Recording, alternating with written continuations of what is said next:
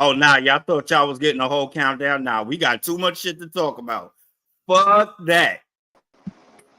Fuck Yeah, that. damn that. Damn all that. Damn No, all that. no, no countdown. Ladies and gentlemen, welcome to the Family Meeting Podcast Pop-Up Show. This is usually V's show. We're gonna let him talk real quick, but we got a lot to catch up on. Go ahead, brother. First off, folks, welcome. As my brother said, we got a pop-up wrestling news show here. And folks, a lot of this, I'm not even gonna front with y'all, is gonna be the Vince McMahon documentary. Absolutely. A lot of this is gonna be the Vince documentary. Like okay. Before we jump head first, because I know we're all chomping at the bit to fucking jump into this shit.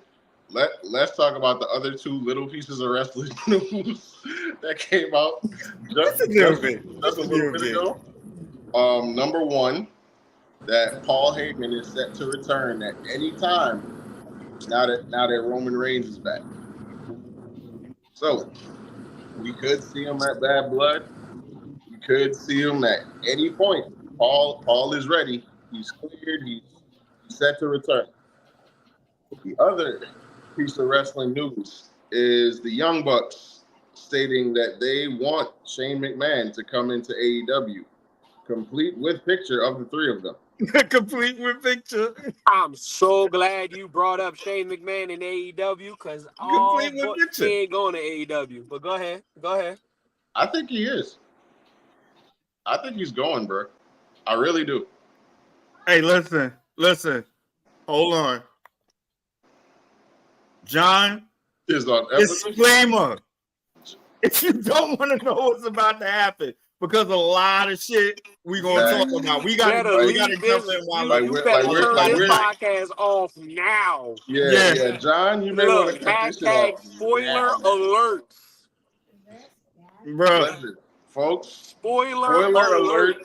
If you're watching it and you haven't seen certain shit that we're about to talk about, get the fuck. Get off of this right now. And come back. Go watch it, come back. Abort mission, whatever. Come back when you watch it. Watch this later, whatever you want to do. But John said, "Love you guys." Exactly. Hey, have a good show. I don't blame you. I don't blame you. I don't blame you. Bro. All right, these. Where do we start? Started, bro. Oh. I don't care. Just start somewhere. Okay, fuck it. So, to kind of set the stage for what goes on in the mind of Vince McMahon, you gotta understand his upbringing. Vince was abused till he was 12. Okay, physically, sexually, incestually, He was abused between his mother and his stepfather. And it's widely known that Vince McMahon openly stated he regrets that his stepfather died before he could kill him. Yep. Which is a very good thing that didn't happen. Exactly. He never would have got WWE. Yeah, so things definitely happen for a reason. But to piggyback on that a little bit, if you don't mind, that's why a lot of us have some of the issues we have now. I'm not saying, I don't know everybody's situation, but look at someone like Vince McMahon, someone who is a billionaire, someone who is world-renowned, world-known, sat there and gave you an emotional breakdown. He used to get abused. I'm not gonna lie.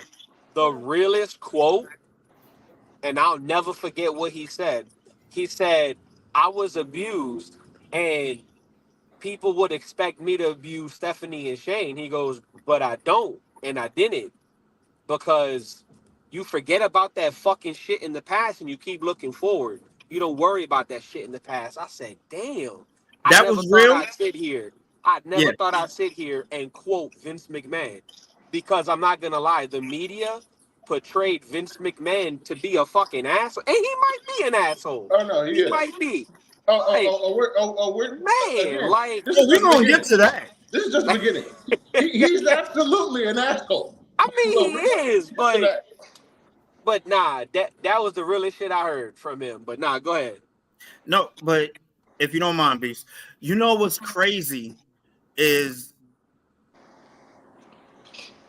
as much as he say he didn't abuse Stephanie and Shane, he mentally did and didn't realize it by, for instance, putting a thought of a storyline of Shane being Stephanie's baby father. First him. Yeah. Oh, right. And then when she said no to that, he said, all right, what about Shane? Yeah, like. And Shane walked out. But we're going to dive more into Shane later on in this podcast. Because there's a story that Heyman tells that I want to tell word for word. Because that shit is crazy. Absolutely. Oh, my God. All right. Listen, for me personally, that Vince documentary, most of the stuff we knew, but it was a lot of behind the scenes shit that we didn't know. And then to have Vince talk about two major incidents that happened in WWE out of his own mouth was really big. The Montreal screw job?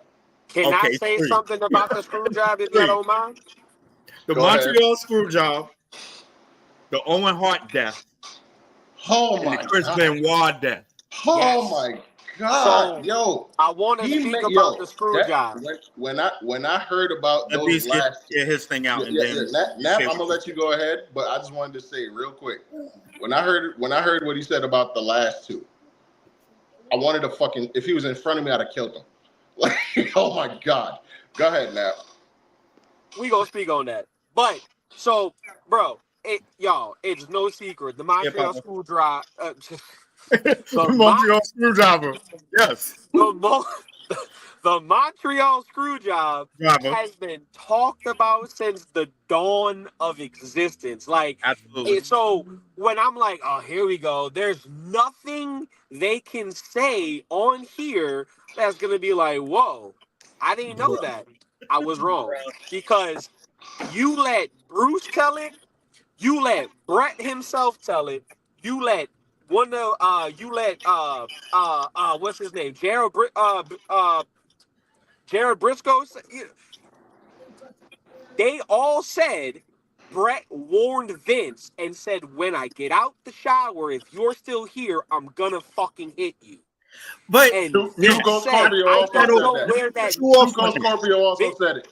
We knew about that though. Vince, no. It was false. Vince said, I don't know where that narrative came from. There was no warning. We went in there to fight each other. They tied up like wrestlers. Time out. Now, I didn't know that. But now, come on. Let's think logically. This is Vince saying that. I don't think I believe Vince. Make them seem Brett like said it too, though. They said they tied up like wrestlers, and Vince said somehow he got in between my arms and uppercut the shit out of me. Hold that thought. Okay. Hold that thought. Angelica, if you just started it, do not watch this podcast. No, leave. Spoiler alert. Go watch it. We about to dig into the weeds. Spoiler alert. Watch it come back. People leaving when we saying it too. Like, I know, I feel bad, but that's my homegirl right there. What's up? Yeah. No, but go back to what you were saying, Nat. Pay attention to the road too, motherfucker.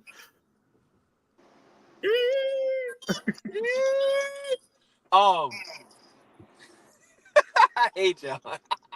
No, like, so for the longest, I really thought that Brett gave him a warning. Brett was like, yo, I'm gonna finish my fucking shower. Okay. When you still there, I'm gonna knock the shit out of you. He said, I don't know where that came from. There was no warning. We tied up. I uppercut the fuck out of him. Vince don't was believe- like, he got in between me somehow and I don't got know what how my was brother shining feel on me. about that. And he got a I shine. don't He believe had that a shine. happened. I believe he had a warning. Yeah, I don't believe that happened.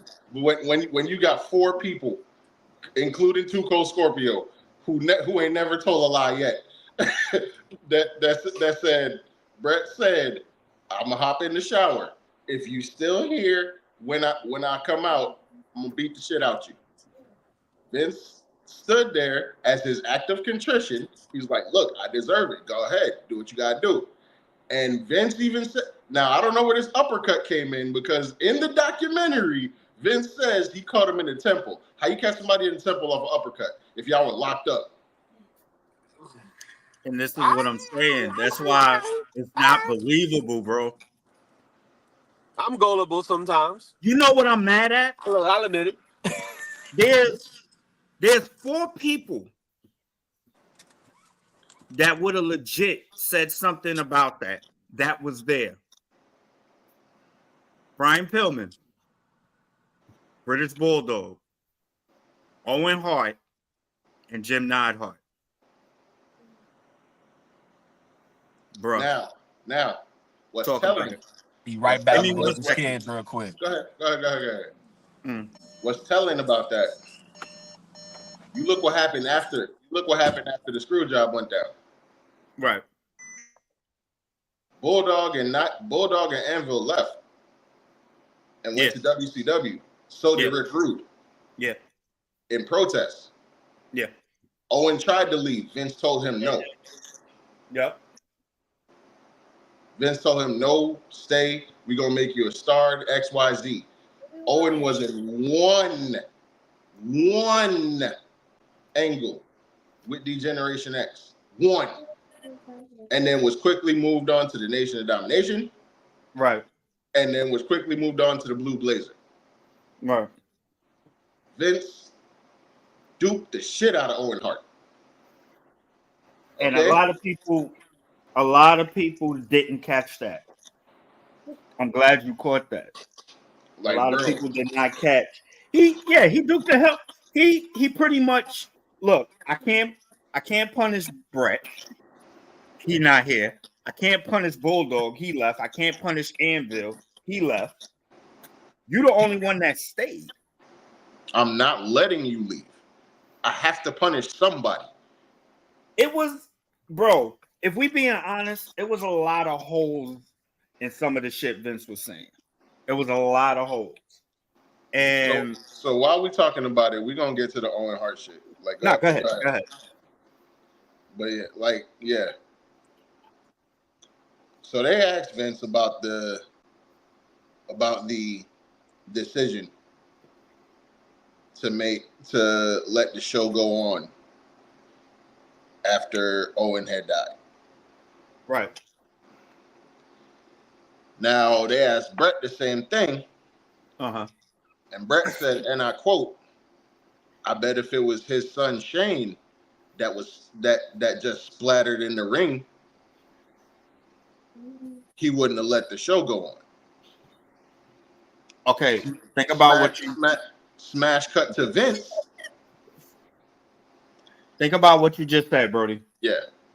First of all, Vince wouldn't have let Shane do that. Let's be real. Yeah, first of all. Vince wouldn't have let Shane do that. Facts. That's bullshit. So, but I mean, I agree. I agree as far as I agree with what Brett was saying as far as, you know, if it was someone in his family, he wouldn't have let it go on. But then they cut to Vince. Uh-huh. Talk about it. Vince said, as a promoter, he has the duty to let the show continue for the entertainment of the fans. He said, now this is the crazy part. He said the fans didn't really see what happened. What? Are you fucking kidding me? It happened in the fucking ring. Stop. Bro, I didn't believe that part at all. Let me ask you a question. Man. let me ask you a question, and y'all correct me if I'm wrong because this was my first time seeing it. That was the first clear picture of Owen Hart laid out in the ring that I've seen. I never recall seeing that picture in my life. I never saw that picture a day in my life, bro. Never. And it was clear as day. Owen was laid like, out on the ring, in the ring. Yeah. Laid out. Clear picture. Bro, I don't ever want to see that picture again. I'm gonna be honest with you.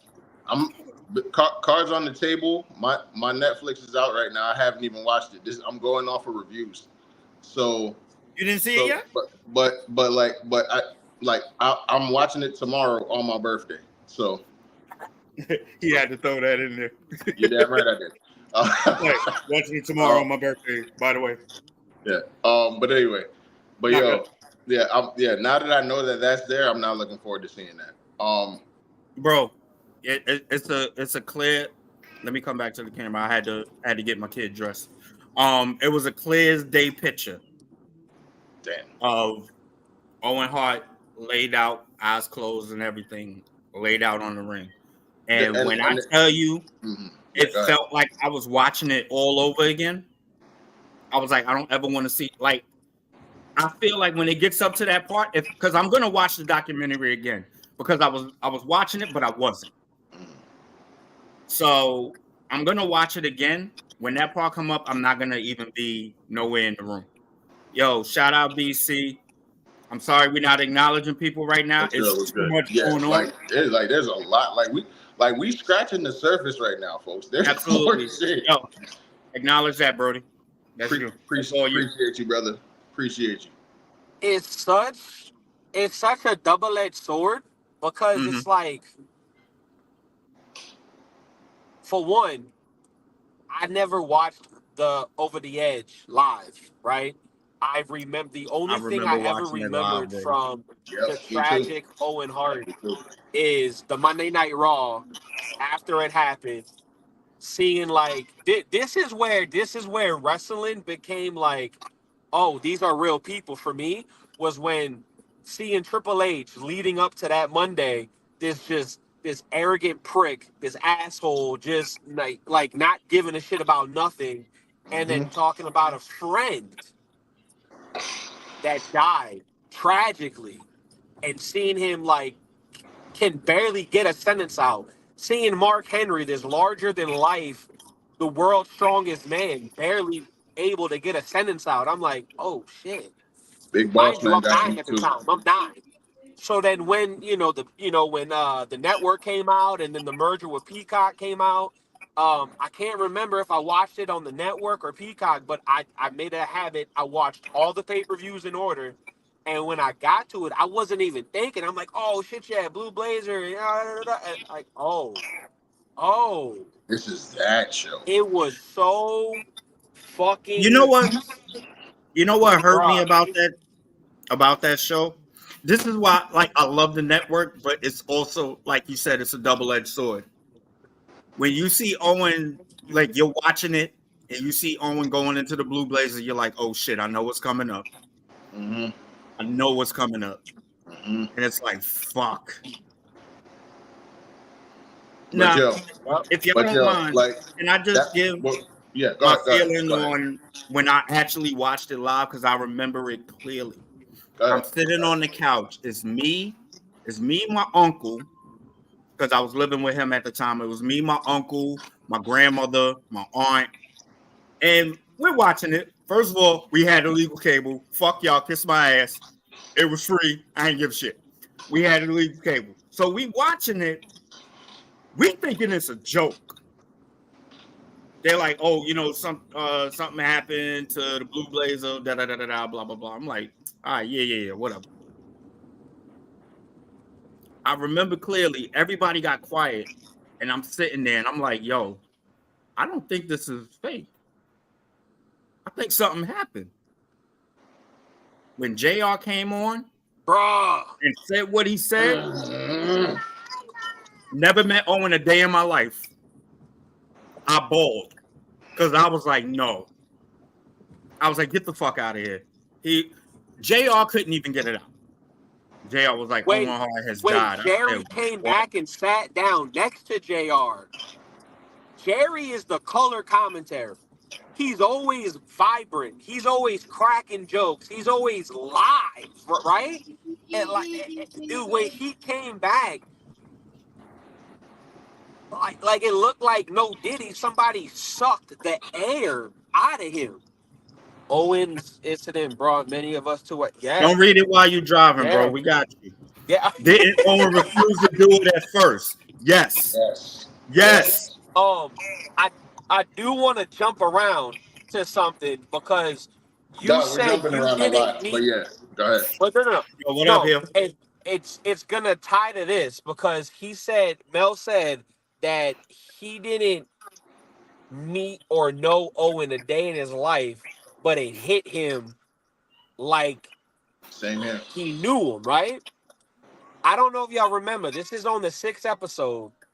But one of those pieces of shit motherfuckers was saying how nobody fucking cared about these wrestlers dying. We were waiting that blood, bruh. I'm gonna get into that. Bloodstain was in the ring still. I It can't remember the stayed there. motherfucker's name, but he said that us fans didn't give a fuck about these wrestlers dying. Yeah. We were just waiting and ready for the next. And I so badly wanted to be like, fuck you. Because when Owen died, even though I was 9, that shit hurt. Eddie I was in Guerrero middle is school, still yeah. like yesterday to me. Eddie Guerrero was my fucking Shawn Michaels of the Ruthless Aggression. And that shit Talk hit me about it. like my uncle fucking died. So to that motherfucker, I hope this gets back to him some way, somehow. Because fuck you for saying that when these wrestlers die, when these wrestlers come on this screen every Monday, every Thursday, every Friday, whatever day they wanted to go back and forth with SmackDown, it was Tuesday at one point. When these motherfuckers came on week in and week out and gave their blood, sweat, and tears and told me a fucking story, I connected to them. I connect with Eddie Guerrero being You said so the key fucked word, up bro. on addiction. So You said the fucked up key on word. addiction Connect. and getting Connect. a second chance and became the fucking WWE champion, bro. I'm getting goosebumps talking about that. Watching Eddie Guerrero, Chris Benoit hugging when they were both at the top of their fucking division. So Talk fuck about it. that guy for saying we don't give a fuck. We're just ready for the next one. No, let me get to this comment if you don't mind, Brody. Go ahead. BC said, respect to those who continued the I'll be show. right back. You good. I know it was hard as fuck to let the show go on. Beast, we can connect on this one. We talk about our brother a lot. When Zig passed, we couldn't do it. It was no way we could have pulled the show that day. We couldn't do it. This was our EastEd and shit. I had to write that match. Bro, come on. You want to talk about the hardest shit I ever did? Come on, rest in peace to Zig. Always and forever, bro. It's the reason why we do most of this shit we do. Exactly. You feel me? Bro,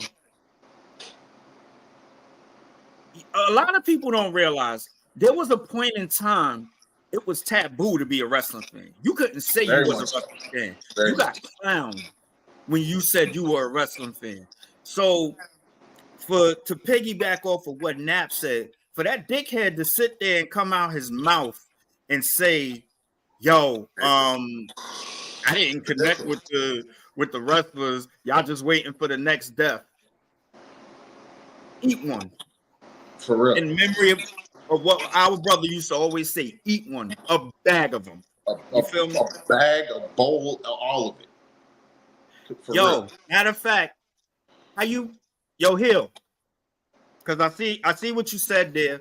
We're going to talk about that. You want to jump in? Do you mind? I can send them the link. Go ahead.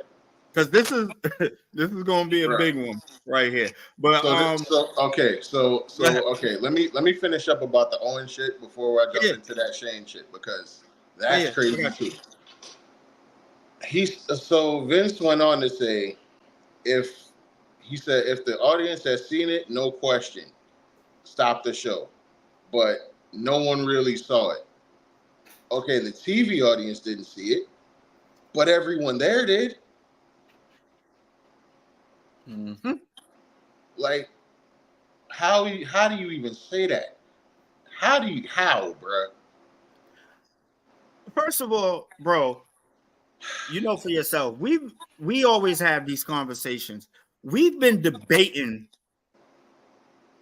should the show have went on or should the show have been stopped? The show should have been stopped, bro. This shows there was nothing else to see.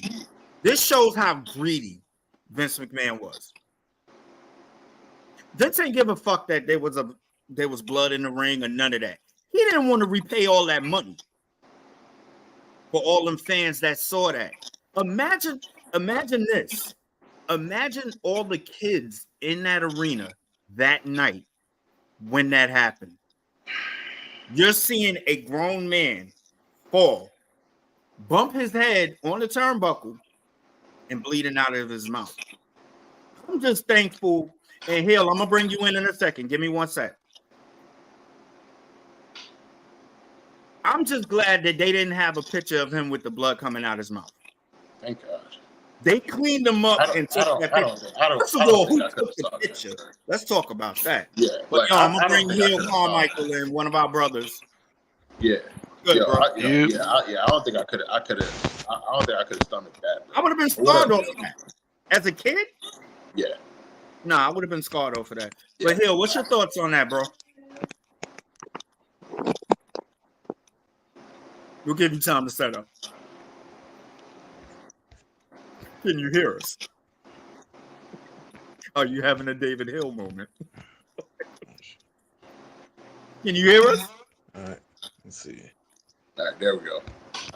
We can hear you.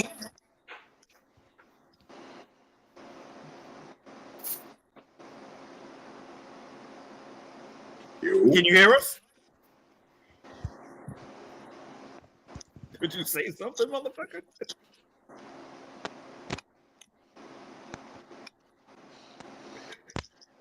Wait. You gotta love live shows, folks. yeah, this is some real live shit.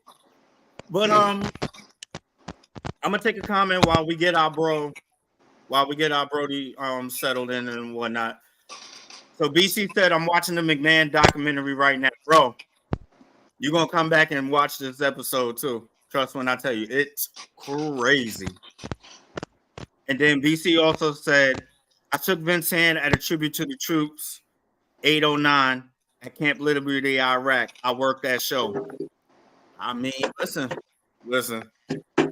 I met Shane at the airport, and he comes through all the time. All we talk about is sneakers. Every time he come through. Now, one time I ever talked wrestling with him. All we talk sneakers. I ask how the family is. He actually knows me by name and asked me how's my family and shit like that. I told him about the podcast. Let's see if he, let's see what happens. Yeah, can you hear us? Good talk. So BC said that's a strong old man. Yeah, I mean, normal talk, exactly. Yeah, no, bro. Listen, Shane, you would think Shane McMahon. You would think someone like Shane McMahon is bougie and all that. Shane and Stephanie are the two most humble people that you could ever meet. Very humble. Like I fuck with them. I think they cool as shit. Yo, Hill, you could hear us, or can you hear yourself? You good? Good? Can you hear me? Yeah, I can hear you. Can you hear me? Okay. Live TV, yo. Listen, Hill, stop buying your stuff from WTC.com. Like, what the fuck? Can you hear us? Like, what the hell? All right, real quick while Hill is. Go ahead. Go ahead while he's having difficulty. What? Yo, his relationship with Shane Yeah, give me a sec. I'll be right back. Dear God, Vince, that is your son, bro. Like, okay. I'm a new father. I cannot imagine treating my son the way Vince treated Shane. I can't imagine it. Okay. Y'all know that it's widely known if you're a wrestling fan.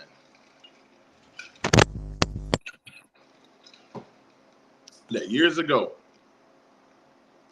Shane left the company because he really, really, really wanted WWE to do this one business venture, and Vince adamantly refused.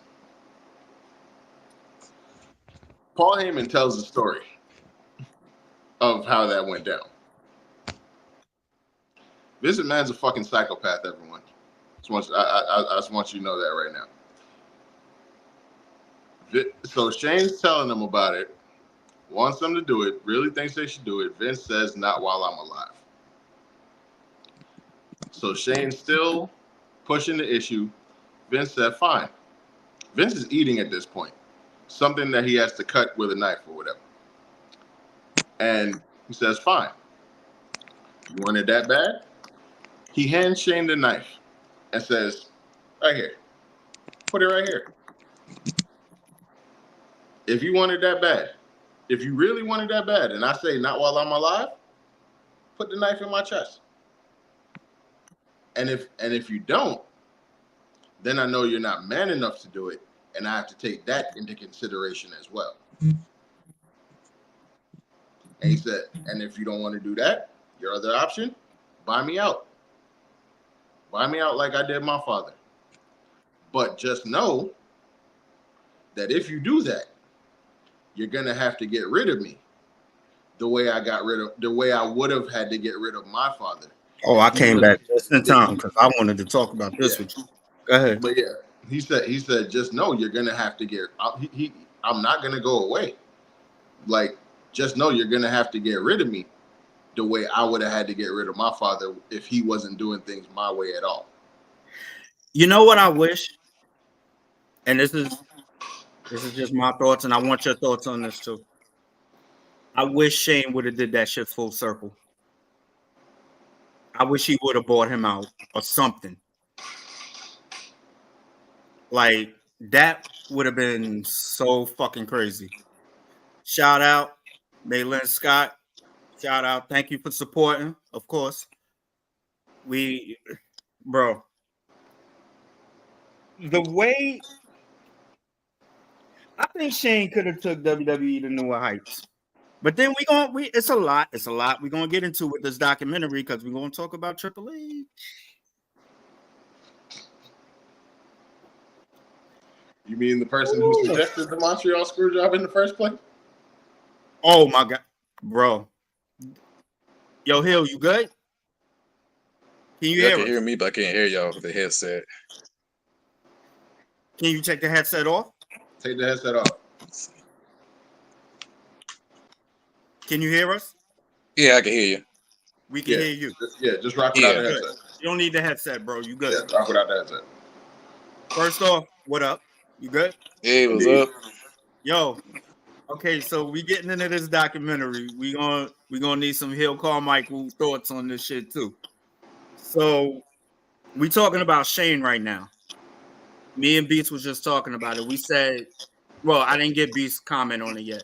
Yeah. So I said I wish he would have did what Vince did to his father, so everything would have been full circle. But Beats, say what you was gonna say, and then Hill, we want your thoughts on that too. First off, Vince is a fucking psychopath. Oh, he's a madman. Like, bruh. First off, Mel, as a father, could you imagine treating your sons, any of your sons, the way Vince treats Shane?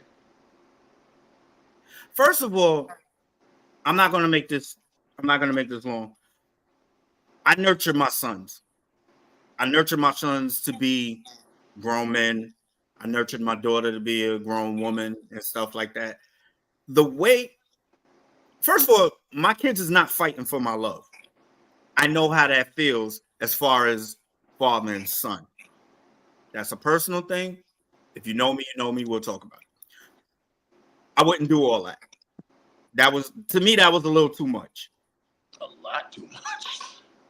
Like, no, but go ahead. Hill, what's your thoughts on that, bro? It's a full circle. It's remind me of Power. That's got a little bit of connection to it.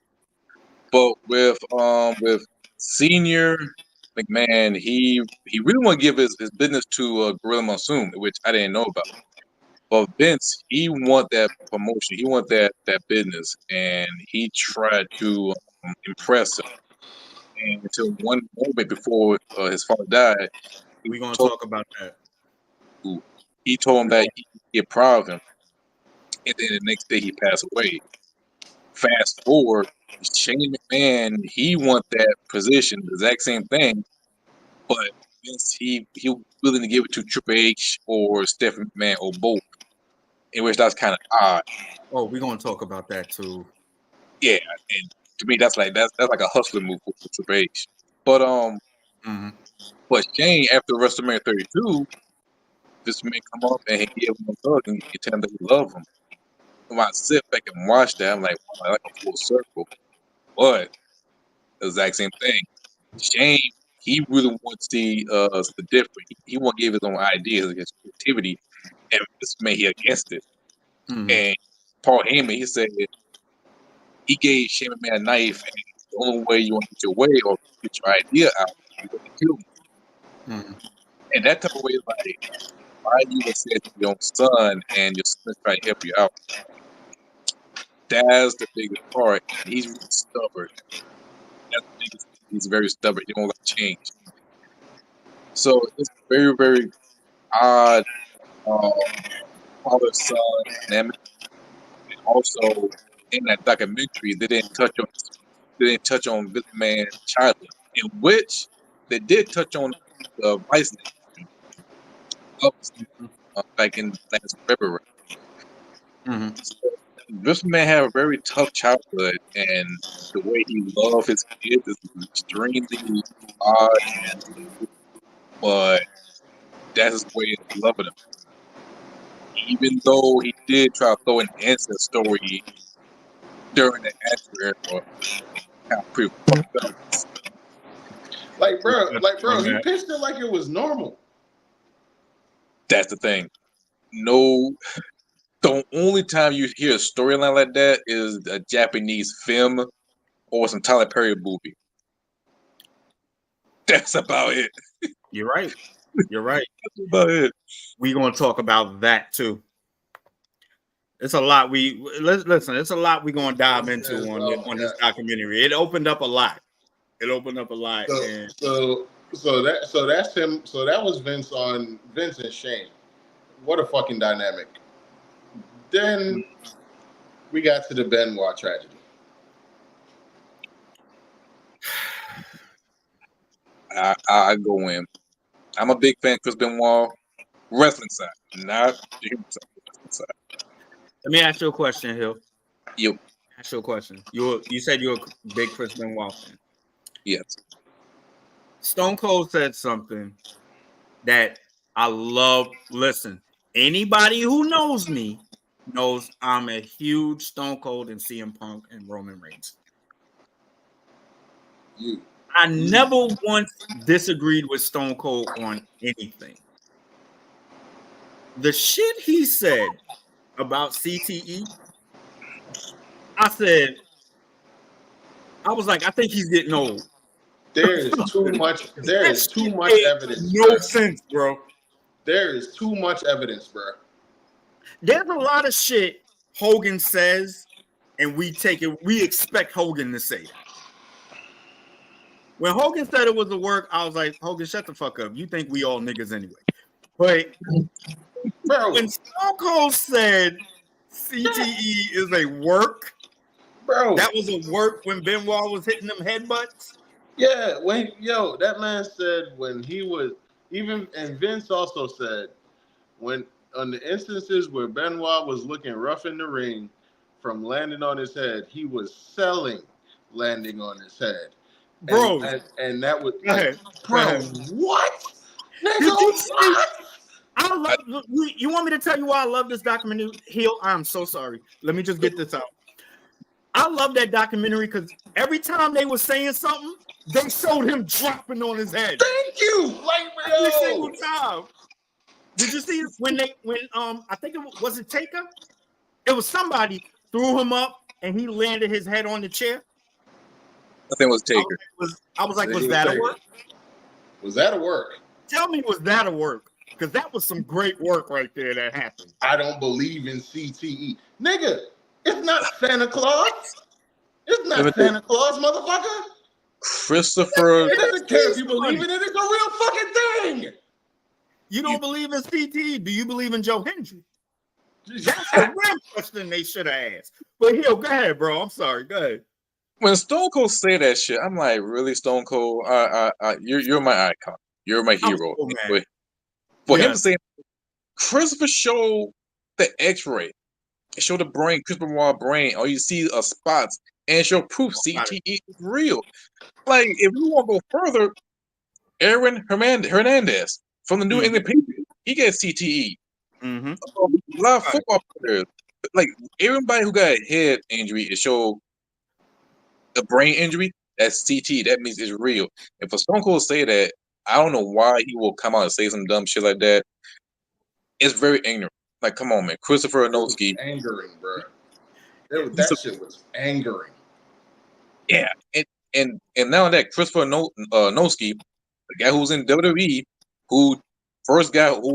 the first wrestler who talked about concussion firsthand, and he bring it to light, and that's why you don't see chair shot to the head in WWE, in which I understand where Undertaker's coming from, because we all like. That was another one. You just reminded me of that.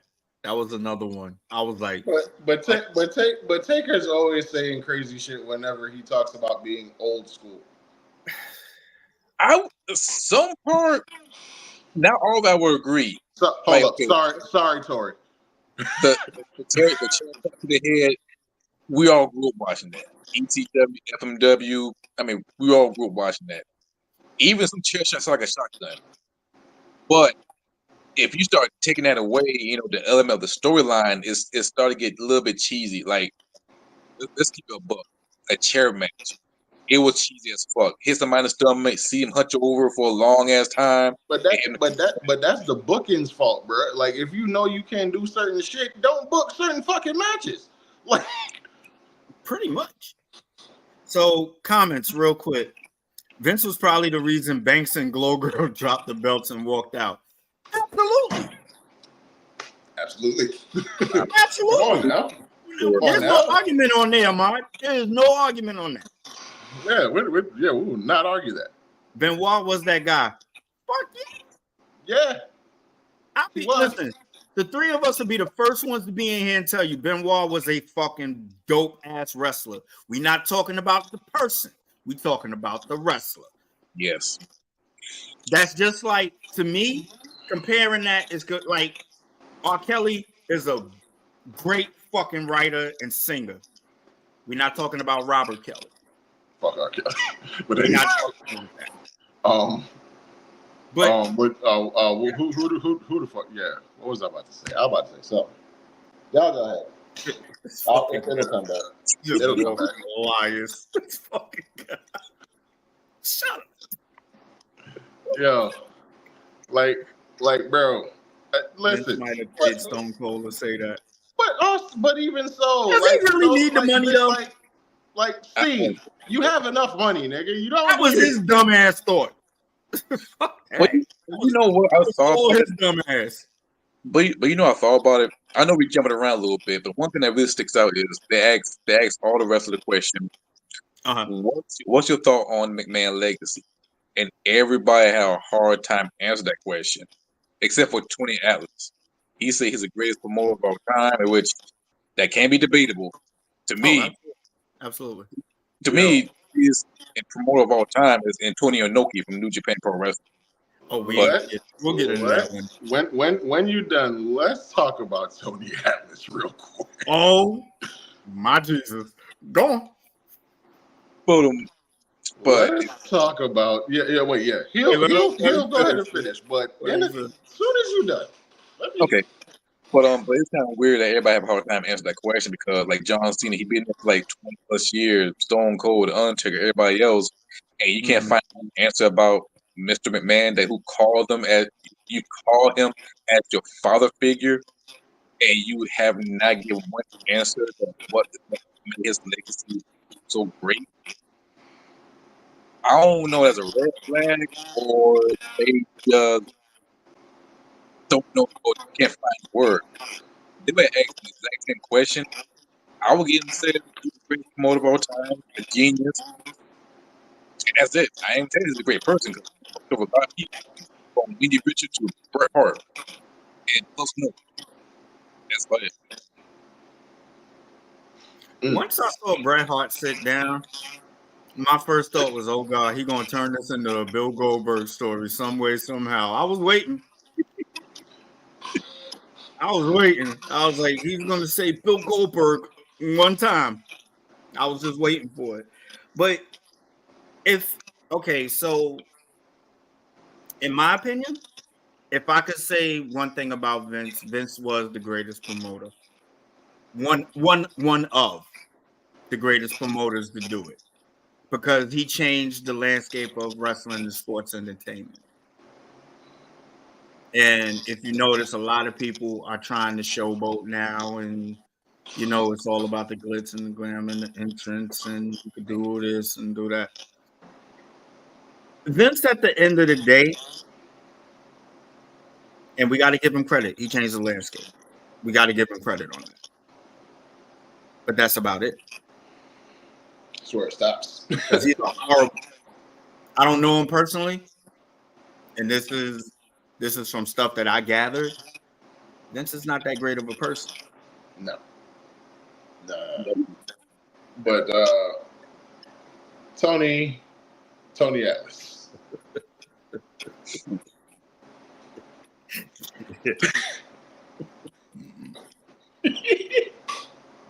He walked around with a shirt with no sleeves on.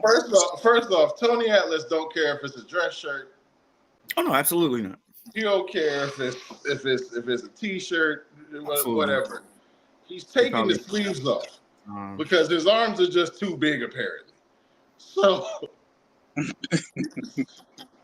and he will wear a tie still with the dress shirt with no sleeves, looking like Deacon Batista. But anyway,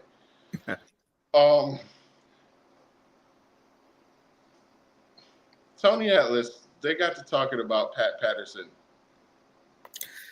because of the Ring Boy scandal. Oh God. I'll be back. Oh Lordy. Good old. So Vince, the way he put it, was that whole thing was a gay witch hunt to punish Pat Patterson because he was openly gay in the locker room. Smash cut to Tony Atlas,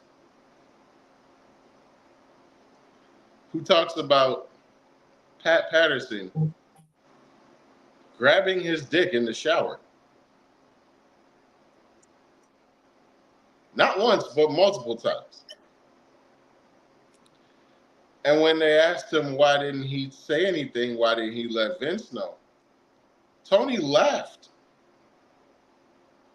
and said, "What the fuck was I going to say? That was Vince's right-hand man. If I said anything, I'd be out the fucking door."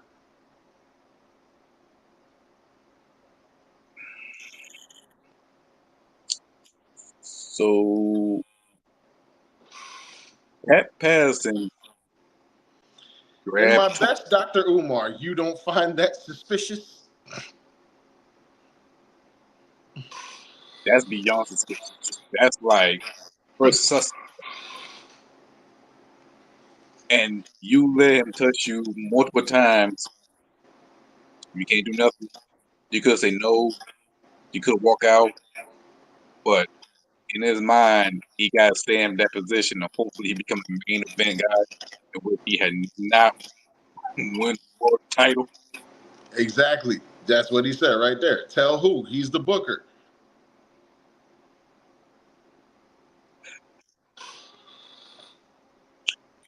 You know what? Sooner or later, we'll see Pat Patterson on the dark side of the ring. Eventually. Nigga, it's already happened. It's up there. Because they've talked about him on there. Oh, they have talked about Pat on there. I hope so. Because they're talking about the ring boy, how the ring boy got arrested. The ring boy scandal. They said everybody was found guilty except Pat. He paid him off. Again, you don't find that suspicious? He paid him off. He paid him off because Vince punished his workers like that's like your boss punishing you for not. Absolutely. Listen, Vince punished you if you sneezed. Okay, like Vince punished you for anything. Okay, Titus O'Neil. This is all I have to say, folks. Titus O'Neil. Grab you by the arm, you get suspended. But Miss WrestleMania, no payday, no Mania payday. But you know what? He got some favorites. Remember, the thing is, he suspended him just long enough that he would miss Mania. I'm gonna wait till Beast come back on the camera so I could introduce this guy that's in the back right now. All right, so wait, let me come to the camera real quick. Speaking of talking, oh wait, first of all, I got to put my brother in the middle. Speaking of Vince, speaking of us talking about stuff, we got the self-proclaimed Malcolm X of the podcast right now joining us. Why you gotta be such a hard? Assalamu alaikum, my brother. Hey, where'd you go? Come back. Assalamu alaikum, my brother. Malaka salam, my nigga. Bean pie, my brother. Nah, we don't do that here. Nah, we eat pork. But no, we listen, bro. So here's the thing. Tell us your thoughts. Yeah, please tell us. I want to hear this. Go ahead. First of all, I thought it was fake. Which thing? What was fake? I thought the entire documentary was like not Vince McMahon approved. Oh, at first it was, but continue. Right. And I'm sitting here and I'm like, bruh, like now everything is coming out with the whole Randy Richter BS, the whole Sable scandal. Shit, bro, we ain't get to that yet. Wait. We ain't get to that yet. Oh shit. You gonna be on for a bit? Because we gonna get into that. Oh my God. Go ahead. We gonna get into that. The Sable? Yeah, we gonna get into this. Listen, we gonna get into Sable. We gonna get into Ashley. Oh yeah. Bro, it's man said he doesn't remember. He doesn't remember, which really blows the fuck out of me. A lot of this, right? He fucking remembers.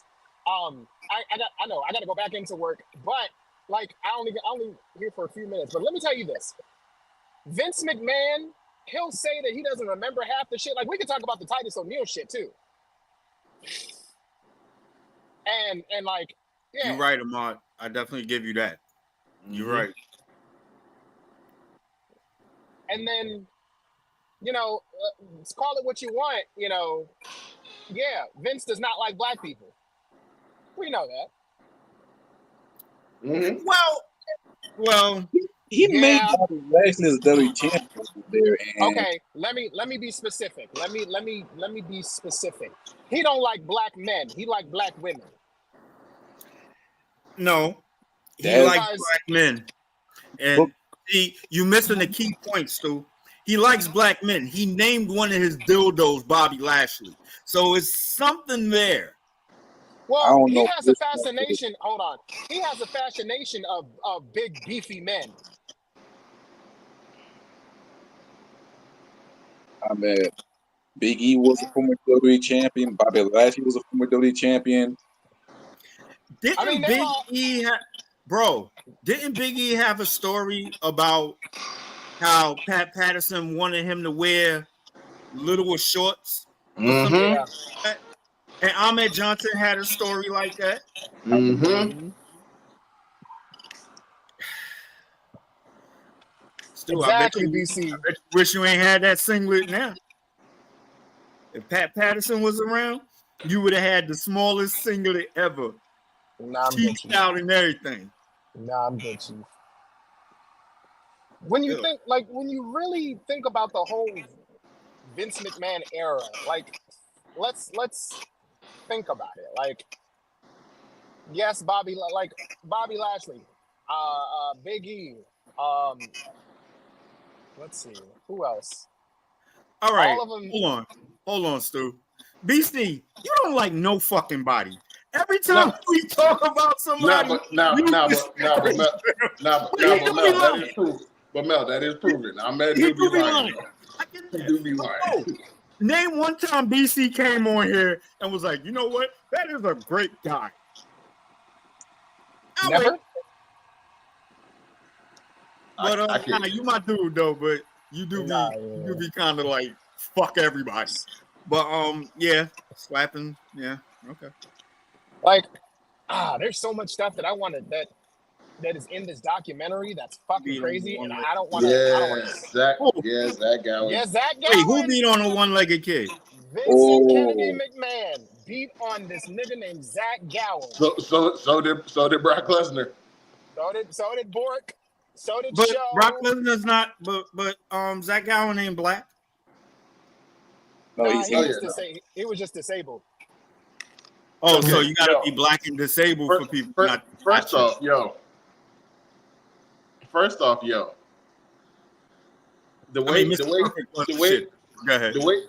way he talked about disabled shit, you know the nigga remembered because look at what he said. Look at what he said. He said, "I don't remember her lawsuit. I remember she came back." So that means you remember the lawsuit, dingbat. Selective memory. Yep. I remember she came back. Basically, what he was trying to say is, oh, the lawsuit must not have meant shit because you came back. Right. Like selective memory, my guy. Like that, like nigga, like Vince is. Why does Vince think people can't read between the lines on his bullshit, bro? Because Vince thinks everybody's stupid. Nope. Say yes, we know. Say I mean, yeah, we know that, but I thought Sonny was. She wasn't as that. She wasn't as bad as Sonny. Well, I don't know because how that whole Mark Miro shit went down. All right, BC. Until you say something nice, I'm not reading no more of your comments because you just disparaging every fucking body. But he's not wrong. But the thing is not wrong. No, he's not wrong, but goddamn, bro. Damn. You know what? I'm gonna put it up. Was Linda McMahon a hoe too? Come on, bring it out. Bring it on out. Come on. No, but she did tell Vince to his face, if Stephanie has a black eye on her wedding day, I am divorcing you. Yeah. Wait, if what? If Stephanie marries a black guy, I am divorcing you. No. If Stephanie has a black eye on her wedding night, on her wedding day to Triple H, I'm divorcing you. Oh no. Linda ain't playing that shit. Because he booked himself. You remember that match he had with Stephanie? That was 3 days before her wedding. That was 3 days before her wedding. Yeah, you're right. Yeah. You're right. And Linda said if she has any marks on her face, I'm divorcing the shit out of you. Wow, he said no. I'm surprised. Wait, I forgot who you asked about. Linda McMahon. Oh yeah, of course Linda was a piece of shit. Yeah, nah. She was a state senator. Yeah, he's a whole politician. A Republican one at that. But for Linda, she gave a lot of things okay. Like she gave her some ideas for Trish Stratus for the whole storyline towards WrestleMania 17. So she plays some parts in it, but Oh yeah, look yeah. who that made Trish look. too. Look who that made look good though. At the end of the day, it Yo, made her look good. It made her the hero. Like, do you know what? Do you know what I find hilarious about when they were talking about that? What's up? They said Vince knew Linda wasn't a good actor. Knew she couldn't act. So the best role for her to have in that storyline was to be stuck in a comatose state where she couldn't move or talk. but if we're gonna talk about wasn't a good actor, Vince wasn't a great actor neither. He just screamed a lot. He screamed a lot, and he takes the worst move. Like, he was a horrible wrestler. Yeah, he was not a good athlete. Kurt The Angle three worst wrestlers. famously called him the worst athlete he's ever seen. The three worst wrestlers in history: Vince McMahon, Mr. McMahon, and the chairman of the board. Exactly. Absolute worst. Close second, Shane McMahon. Anyway. Well, I don't know. I would stand for Shane McMahon. I not agree with you on that, bro. Listen, Shane could bump, but his worked punches were shit. Understandable, but if you can take a match with Kurt Angle, first of all, you can't really say that, bro, because Kurt can make anybody look good. Facts. Name one person Kurt wrestled that he didn't make them look good. I'll wait. Vince McMahon. You tell me somebody who could have. Who to fight Shane? David Flair too. No. I was gonna say, tell me somebody who could have made Vince look good. Who could have made Vince look good? Yes. Sadly, Shawn Michaels. That's a goddamn lie. You know why? Somebody else that will make Vince look good. Because Vince didn't look good in that match either. What's the chick name that's suing him? Janelle something? Oh, you remember the ones you got? No.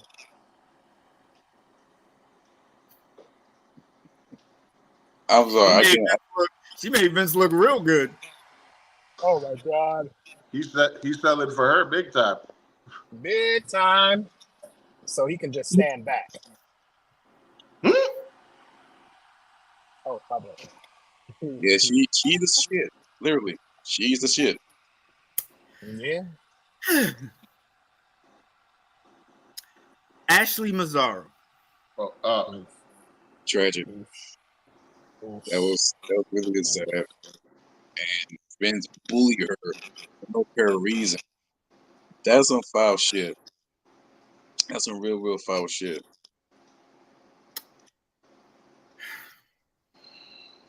I met her, which was fucked up how I met her. I met her when she was in Playboy, and she was signing the issues and stuff like that.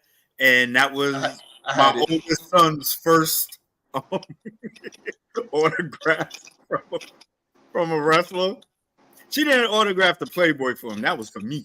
But she autographed like a little paper that had the Playboy cover on it. And she said, I said, that's for my son. And I'm not nasty because I ain't let him open that Playboy until he was like in his 20s. Like, what the fuck? How's that nasty? Meanwhile, my mother bought me the China Playboy for my 16th birthday. But I'm the nasty one. I think everybody saw all WWF divas in the Playboy. Listen, that first China Playboy was magical. But anyway, continue. I mean, legendary.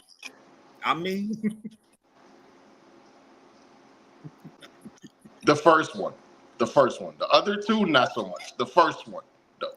Listen, China. Who remembers Mark Henry's hand, babe? Oh God, we're not gonna talk about that. I think we all remember that. China shocked a lot of us, bro. A lot of us. A lot. curiosity alone, I wanted that. This is where we're gonna get into how pervertism. I was not disappointed. Anyway, listen. Moving on. Tori Wilson looked great. She did. I was more surprised though for Christy Hemme. I had both issues she was in, including the one with Sable. I was surprised though for Christy Hemme for the simple fact Christy Hemme had a fatty. She did. When she did Playboy, it didn't. I'm like, didn't look that good. It didn't look like it. Didn't look like it. Man, I think I'm speaking for the whole wrestling community when we say we wish that Naomi wasn't married to Jimmy Uso and she just so happened to have did a Playboy issue. Man, I would have loved to see that. I'm just saying. That shit would be sold out, but that shit be going for digital. I'm imagining.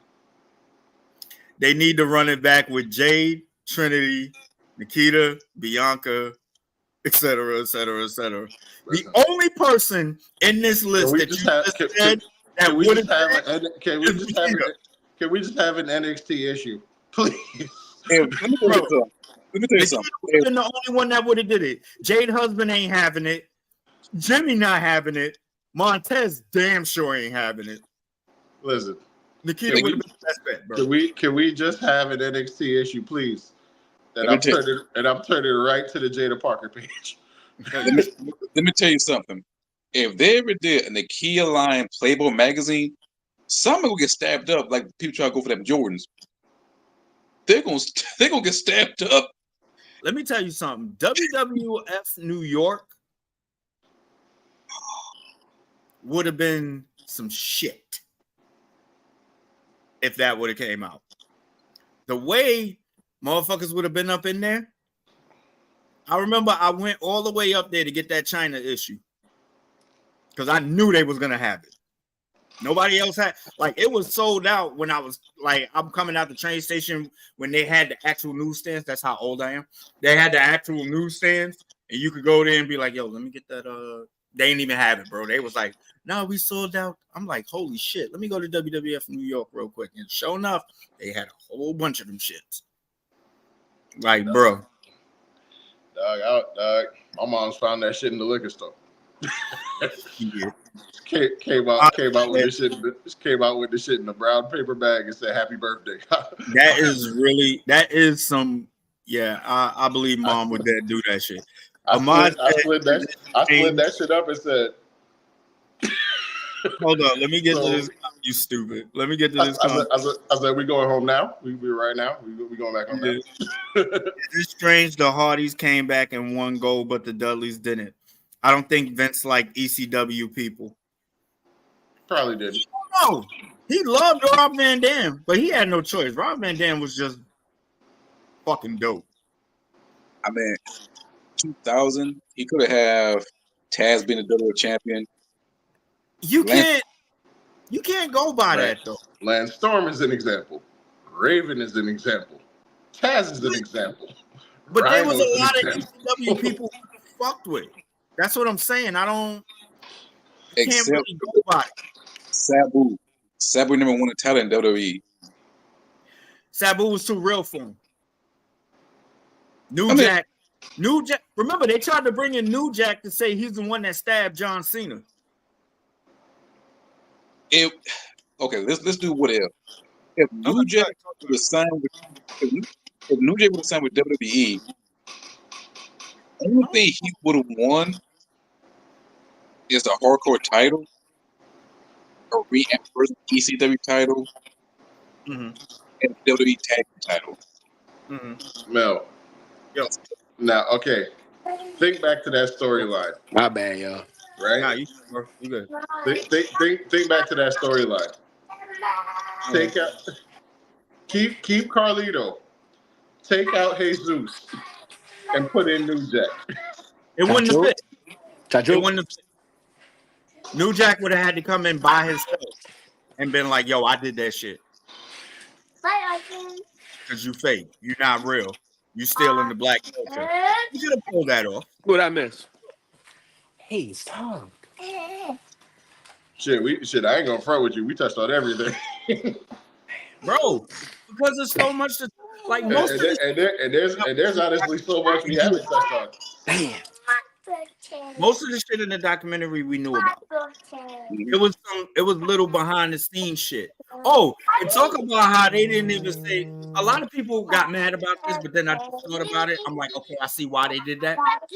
It was like they didn't mention Cody Rhodes as the WWE champion. Remember, this was recorded in like 2001, so he didn't even win that belt yet. And a lot of people like a lot of this was old. Why are people mad about that? Cody Rhodes winning the belt ain't got nothing to do with the documentary. No, but they talking about they didn't mention him as champion shit like that. They don't remember that this was recorded in like 2001. Yeah, it was 01. Like, get over it. 2021.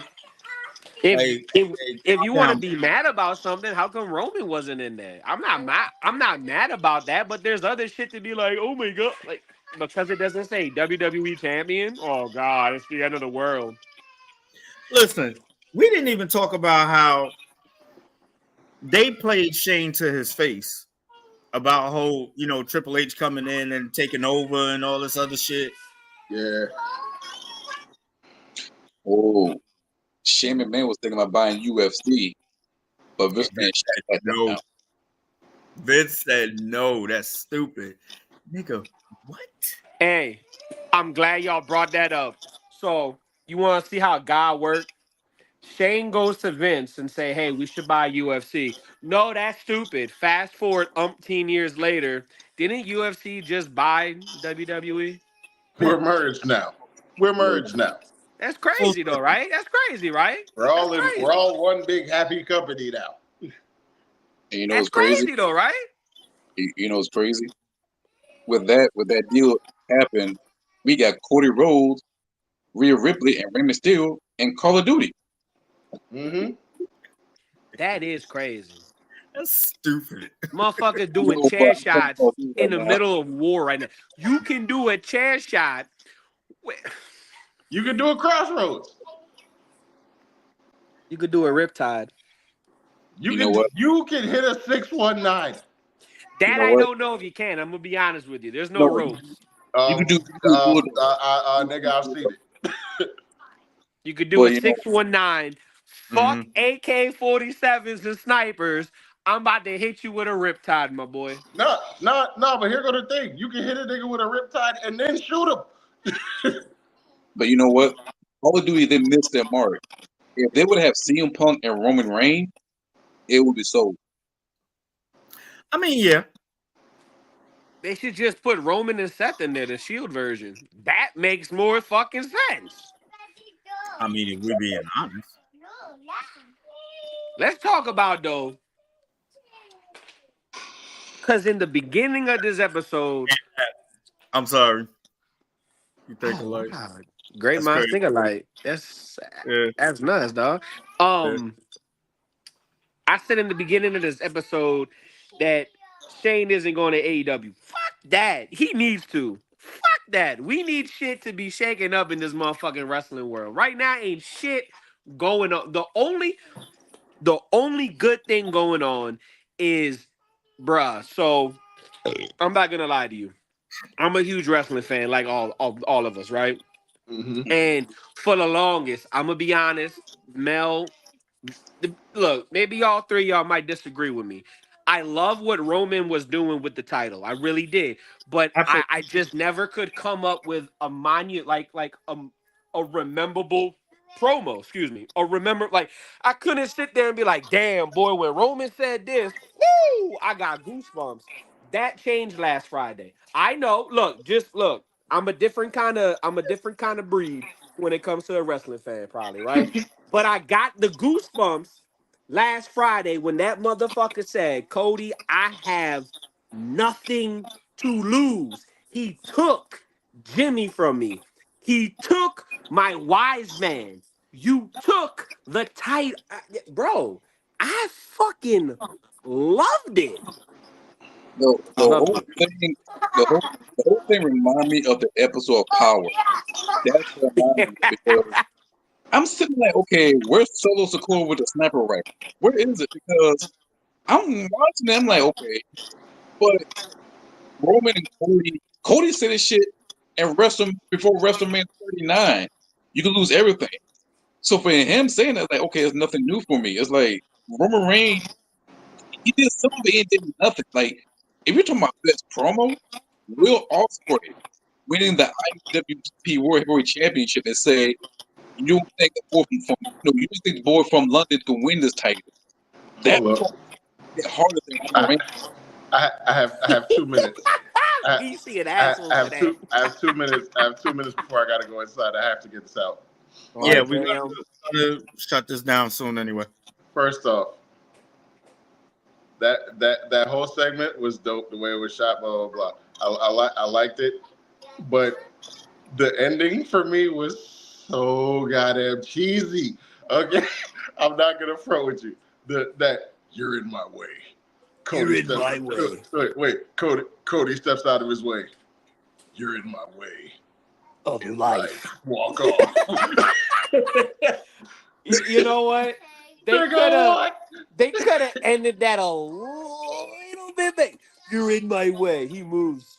You're in my way in life. Like, wait, what? That last 5 seconds. That shit was hilarious. Killed the whole entire 5-minute promo. That was hilarious. The fact that Roman showed up in 7 cars was hilarious. Nigga, one of these cars had you in it. Who the fuck was in the other 6? Roman. It would make more sense. He began his new tribe was new tribe. You just said they took Jimmy, they took the Wise Man, they took the Ulafala, they took it all. Who the fuck was in the other 6 cars, Roman? Hold on, real quick, if y'all don't mind me. Go ahead. Okay. No, go ahead. I was just gonna name 6 Samoans, but go ahead. We'll be here all day.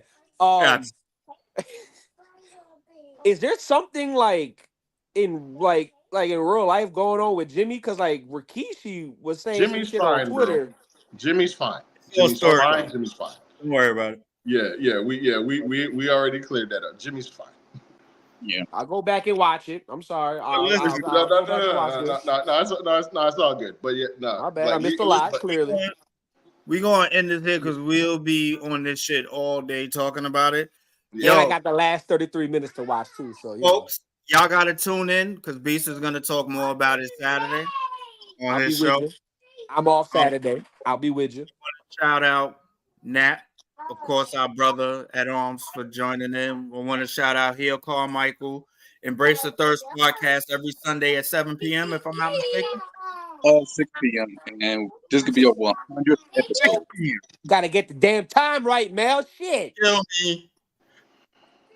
Every Sunday, 6 p.m. Embrace the Thirst podcast. They talk a lot of wrestling. They talk all wrestling. Yo, listen. We're gonna probably have to do another episode of this because there's a lot of shit we got to talk about. We will. I'm probably gonna watch it again before Saturday. I haven't even watched it yet, so once I watch, when I come on Saturday, I'll have talking about it then. So BC said it's me on Saturday. No, because all you're gonna do is come on here. Boy, not for you. No, I got you. Too damn big. I'll send you the link. I got you. I just hope you guys just playing, bro. Kenny Omega Hiroshi Tanahashi reunion in New Japan. I gotta start paying attention to New Japan. Damn. MVP is in AEW. The fucking MVP popped up last night. He's gonna talk about that. Thanks, Vivi. He's gonna talk about that. But yo, have kids. They say it's fun. They say. We about to sign off on this one. Thank you for everybody that tuned in. Thank you for everything. We appreciate you. Beast, you're gonna send us out, Brody. Ladies and gentlemen, as my brother said, thank you for joining us on this pop-up wrestling news edition.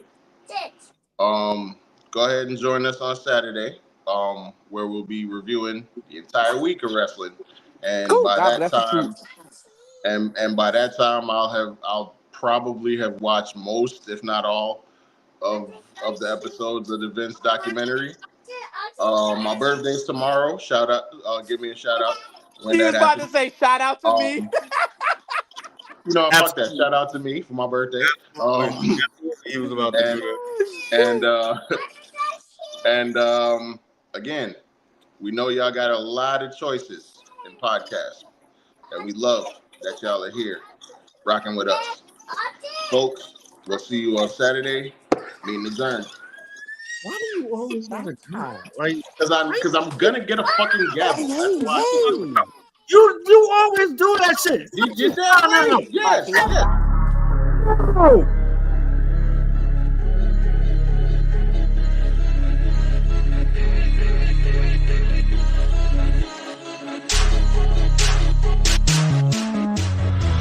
Meeting, come pay attention. The money come when you stop pretending. The funny talk gon' stop too. I ain't playing games with you fucking gremlins. Fuck a goblin, you barely popping. We keep winning, we ain't fucking stopping. You fucking phony, stop telling stories. We can tell you lying for a little glory. Lex Luthor, no Lex Luthor. My heroes then used to shoot the juice up. Y'all shoot the club up for no reason. How I know? Cause no one bleeding. Pill poppers are the real monsters. Kill farmer, then kill the doctors. Kill the haters that's always hating on what we doing cause we popular. Big bag, I'm a big deal. Plenty cash, we skipping jail. Pass and go, we buying blocks, no fish kills, we big whales. Real estate got the market corner. Dudes keep missing, make a target for them. Proof in the pudding, y'all eating porridge, where we lifting weights every fucking morning. Moonwalk on that heated floor, take a splash in that swimming pool. No lazy man, we hard working till the clock stop, we making moves. Shut the fuck up, we talking now. Shut the fuck up, we talking now. Shut the fuck up, we talking now. Shut the fuck up, we talking now.